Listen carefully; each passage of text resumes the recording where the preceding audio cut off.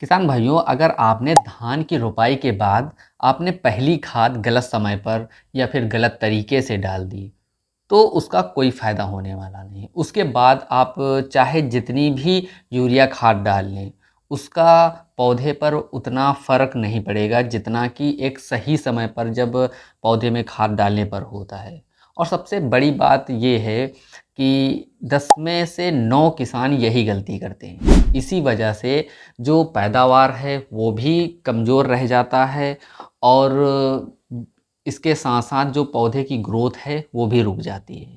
तो इस वीडियो में आपको बिल्कुल सिंपल भाषा में मैं बताऊंगा कि रोपाई के बाद पहली जो खाद है कब देनी चाहिए और कितनी मात्रा में देनी चाहिए। यदि आप डीआईपी, यूरिया और जिंक और उसके साथ-साथ क्या और भी डाल सकते हैं अपनी खाद में, ये सारी जानकारी हम आपको इस वीडियो में देंगे। तो वीडियो को अंत तक ज़रूर देखना। यदि नए आए हैं तो चैनल को सब्सक्राइब और वीडियो को लाइक ज़रूर कर देना। तो चलिए शुरू करते हैं। सबसे पहले एक बात समझ लीजिए, धान की रोपाई के तुरंत बाद खाद देने की जल्दी कभी मत करिए।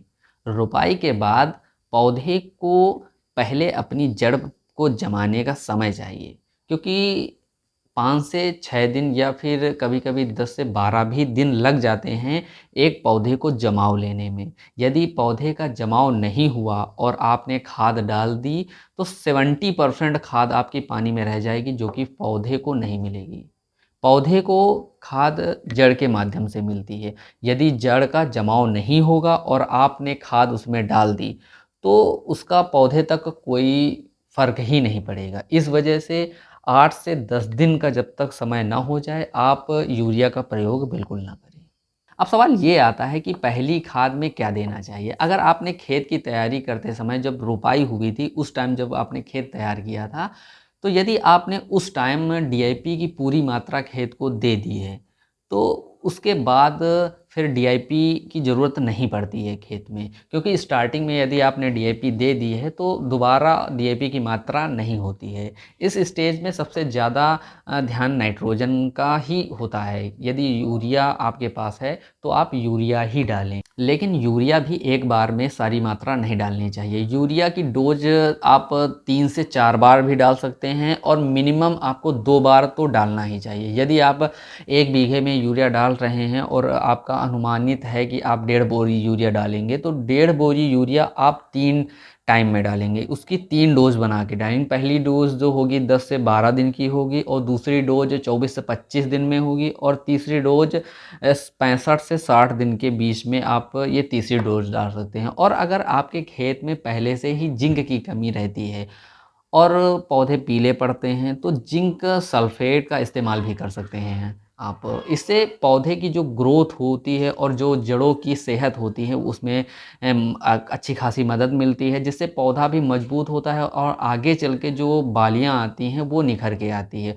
और यदि आपके जो खेत में किल्ले कम छूट रहे हैं, तो उसके लिए आपको ह्यूमिक एसिड का इस्तेमाल करना चाहिए। देखो, ह्यूमिक एसिड आमतौर पर सारे किसान नहीं करते हैं, लेकिन आज यदि आप जिंक और सल्फेट के साथ-साथ और साथ में यूरिया के साथ-साथ यदि आप 1 बीघे में 1 पैकेट, जो कि 1 किलो का आता है नॉर्मली, और ह्यूमिक एसिड का आप इस्तेमाल करते हैं, तो इसके आप रिज़ल्ट बहुत अच्छे देखने को मिल सकते हैं। क्योंकि ह्यूमिक एसिड ज़्यादातर जो पानी वाली फसल होती हैं, ज़्यादा पानी जिन फसलों में लगता है, उसमें ह्यूमिक एसिड बहुत अच्छा काम करता है। इस वजह से यदि आप ह्यूमिक एसिड का इस्तेमाल करते हैं, तो किल्लों की मात्रा ज़्यादा से ज़्यादा निकल के आएगी। अब बात करते हैं कि मात्रा की, कितनी मात्रा हमें देनी चाहिए खेत में। तो मैं 1 एकड़, जो कि नॉर्मल बीघे के हिसाब से 1.5 बीघा होता है, तो उसके हिसाब से जो आप पहली खाद डालेंगे रोपाई के 10 या 15 दिन के बाद, तो उसमें आपको कौन-कौन से मिश्रण डालना है, ये इस पर हम बात करेंगे।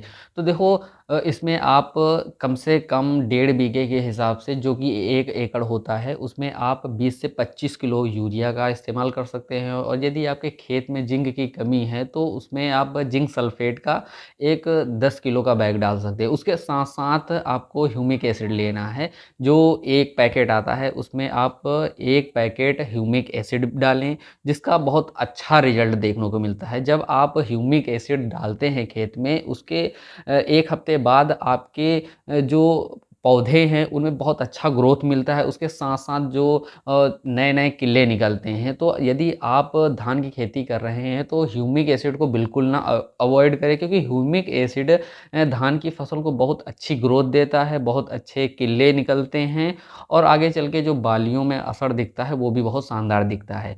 यदि डीएपी का प्रयोग आपने रोपाई करते समय नहीं डाला है, जब खेत की तैयारी करते हैं, यदि उस समय आपने डीएपी का प्रयोग नहीं किया है, तो उसमें आप 15 किलो डीएपी भी डाल सकते हैं। और सबसे ज़रूरी बात ये है कि जो ज़्यादातर किसान यही गलती करते हैं। देखो, खाद हमेशा तब डालनी चाहिए जब खेत में हल्की-हल्की नमी हो, बहुत ज़्यादा खेत गीला ना हो या फिर बहुत ज़्यादा सूखा ना हो।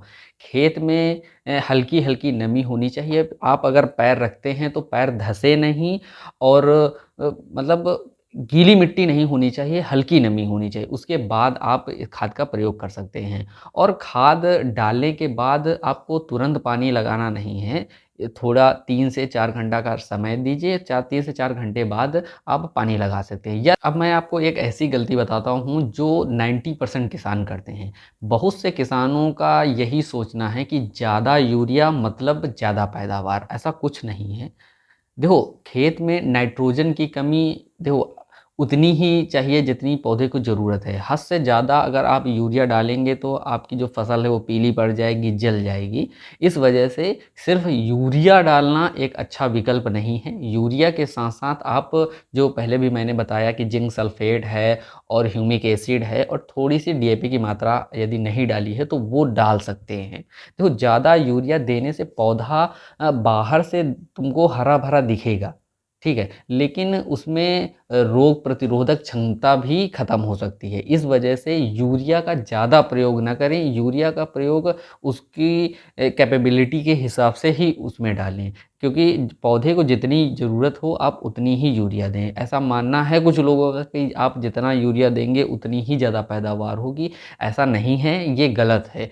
आप अगर 1 रोटी खाते हैं और आपको 4 रोटी डेली खिलाई जाएँ तो वो आपके हिसाब से गलत है, तो वो पौधे की बात वैसे ही होती है। यदि आप अ, उसमें 25 किलो यूरिया डाल रहे हैं, तो 25 किलो यूरिया डालिए जो कि पहले स्टेप में है और उसके बाद 20 से 25 दिन बाद आप उसमें फिर 20 किलो या 15 किलो यूरिया डाल सकते हैं। उसके बाद 60 से 65 दिन के बाद आप उसमें खाद डालें।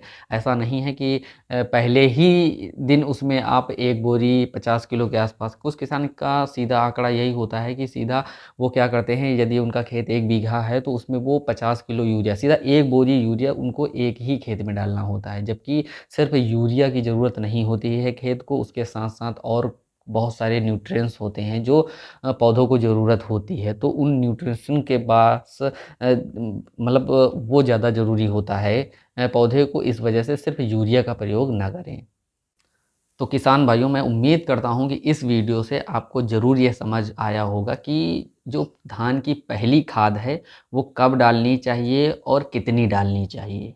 और अगर आप चाहते हैं कि मैं अगले वीडियो में धान की दूसरी और तीसरी खाद का पूरा शेड्यूल दिन के हिसाब से और एकड़ या बीघा के हिसाब से बताऊं, तो कमेंट में पार्ट 2 ज़रूर लिखें और वीडियो पसंद आए तो वीडियो को लाइक और चैनल को सब्सक्राइब ज़रूर करें, क्योंकि ऐसी ही जो नई नई टिप्स हैं और नई नई खबरें हैं मैं देसी एग्रोटेक चैनल पे डालता रहता हूँ। इस वजह से यदि नए आए हैं तो चैनल को सब्सक्राइब ज़रूर करना और वीडियो पसंद आए तो अपने और किसान भाइयों के पास इस वीडियो को शेयर ज़रूर करना। तो जय जवान, जय किसान।